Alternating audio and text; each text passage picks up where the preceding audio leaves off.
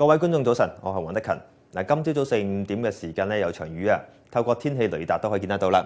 咁喺呢個廣東元朗一帶咧都受到一啲雨區影響。咁留意翻咧喺香港嘅西南邊地區咧都有個雨區正逐漸移近呢個珠江口一帶。咁順便都提一提各位朋友啦，如果出門口嗰時記得要帶定把遮。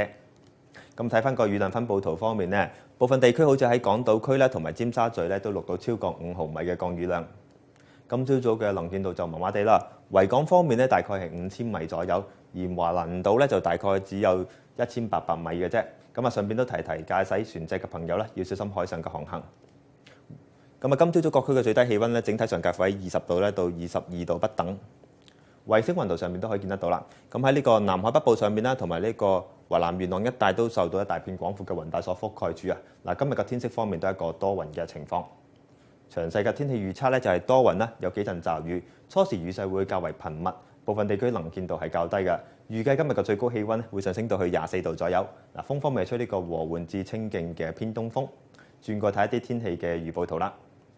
我哋預計未來1、2日咧，廣東沿岸一帶呢嘅雨勢就會逐漸減弱，天色會好轉翻少少。因此展望咧，未來1、2日咧個天色會較為明朗㗎。而去到下個禮拜嘅時間啦，由於會受到另一度嘅廣闊低壓槽影響啊，屆時個天氣咧就會轉為不穩定。天氣報告講到呢度，拜拜。